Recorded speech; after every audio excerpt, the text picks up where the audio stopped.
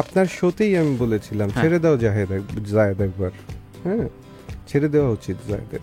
তো আমার মনে হয় এই প্যানেলটাই হওয়া উচিত না, কারণ আমার মনে হয় সবারই একটা সুযোগ পাওয়া উচিত। ছেড়ে দাও নিপুণ এবার, আচ্ছা সুযোগ দিয়ে দাও। ফেরদৌস সাহেব যোগ্য ছিলেন, এজন্যই উনি হয়তো এমপি হয়েছেন। শিল্পী সমিতির কোনো ভূমিকা নাই এখানে। শিল্পী সমিতির কি ভূমিকা থাকতে পারে? আমি এখন শিল্পী সমিতির মেম্বার হয়ে যদি বলি আমাকে মন্ত্রিত্ব দাও, টেকনোক্র্যাট মন্ত্রী বানাও। আপনি খুব স্বাভাবিকভাবেই ডিপ জলের খুব কাছের, নিপুণেরও অনেক কাছের। কার বেশি কাছের?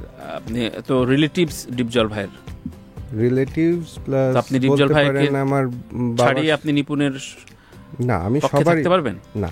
এটা পক্ষ বিপক্ষ আমি ম্যাটার করে না। আমি মনে করি প্যানেল তো পক্ষ বিপক্ষের জন্য হয়, কিন্তু আমার মনে হয় এই প্যানেলটাই হওয়া উচিত না, কারণ আমার মনে হয় সবারই একটা সুযোগ পাওয়া উচিত। এখানে এক পক্ষ এসে বলা উচিত ওকে ঠিক আছে হও, এবার তুমি হও। এটা সম্মানেরও বিষয়, এটা সম্মান দেখানোরও বিষয়। আমি মনে করি এটা এখন আমার মনোভাব দিয়ে তো আর কোনো অ্যাসোসিয়েশন চলবে না। কিন্তু গত 4 বছর ধরে নিপুণ জায়েদের যেসব তর্কাতর্কিগুলো আপনি বিব্রত হন না? ওটা কথা শেষ করি। হ্যাঁ, হই না যে তা না, এটা আপনার শোতেই আমি বলেছিলাম ছেড়ে দাও জায়েদ একবার, হ্যাঁ ছেড়ে দেওয়া উচিত জায়েদের। একবার হও তুমি, এরকম দেওয়া উচিত। তো এবার বলেন নিপুণ ছেড়ে দেন। বললাম আপনার ইয়েতেই বলেন না, আমি তো বললাম আপনার ইয়েতেই বললাম যে আপনি এই লাইনটা বলেন, নিপুণকে পাঠাও বলেন। নিপুণকে পাঠাবেন, ছেড়ে দাও নিপুণ এবার, আচ্ছা সুযোগ দিয়ে দাও। Fine, thank you. সবাইকে সুযোগ দেওয়া উচিত। অর্থাৎ একটা আলোচনার ভিত্তিতে হওয়া উচিত, যেটা আদৌ সম্ভব কিনা, আমরা দেখে যেতে পারবো কিনা আমাদের জীবনে, সেটা একটা বড় বিষয়। এটা কখনোই হবে না, কারণ পক্ষ বিপক্ষ সবসময় থাকবে। কি মোয়াটা আছে এর মধ্যে? কিছুই নাই। গেলে তো একটা দুধ চা ছাড়া কিছু খাওয়া না। না, খাওয়ার জন্য না, ওখানে গিয়ে কি বা খাবে? বেসিক্যালি কিন্তু শিল্পী সমিতির কাজ কি ভাইয়া? শিল্পী সমিতি ইজ অ্যাসোসিয়েশন যেটা বানানো হয়েছিল স্বার্থ সংরক্ষণ, শিল্পীদের স্বার্থ সংরক্ষণ, যেটা প্রযোজক অথবা পরিচালক এদের মধ্যে যদি দ্বন্দ্ব হয় শিল্পীদের সাথে, এই জিনিসটা ইন্টারমিডিয়েট হিসেবে কাজ করার জন্য, রাইট? কিংবা মান্না ভাই যখন বলতেন যে আমরা খুব টায়ার্ড হয়ে যেতাম, একটু রেস্ট নেওয়ার জন্য একটা retiring room.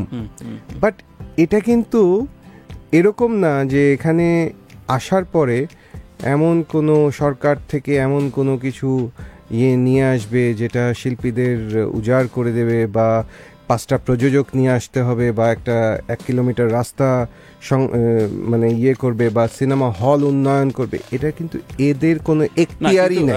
Kazi Maruf already সাধারণ সম্পাদক কিন্তু বলেছেন তার অর্জন নিয়ে, যে শিল্পী সমিতি থাকার কারণে তিনি ফেরদৌসকে এমপি বানাতে পেরেছেন, এবং একটা বড় আয়ের উৎস বানিয়েছেন। হিন্দি ছবির 10-15% তিনি কমিশন নিতে পারছেন, যেটা শিল্পী সমিতির একটা বড় অংশের লভ্যাংশ হিসেবে পরিণত হয়েছে। এইগুলো তো একটা বড় অর্জন, একজন এমপি হয়ে যেতে পারে শিল্পী সমিতির সদস্য হলে। এটি স্টেটমেন্ট, নিপুণ বলেছেন। তো আপনিও সদস্য হলে কিন্তু এমপি হওয়ার সম্ভাবনা আছে। এটা আমি বলবো ফেরদৌস সাহেব যোগ্য ছিলেন, এজন্যই উনি হয়তো এমপি হয়েছেন।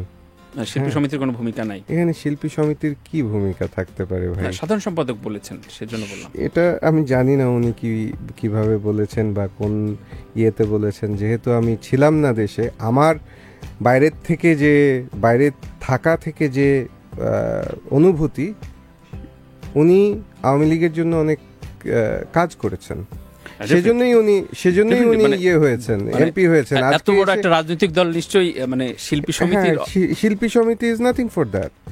আমি এখন শিল্পী সমিতির মেম্বার হয়ে যদি বলি আমাকে মন্ত্রিত্ব দাও, টেকনোক্র্যাট মন্ত্রী বানাও, they will laugh at me.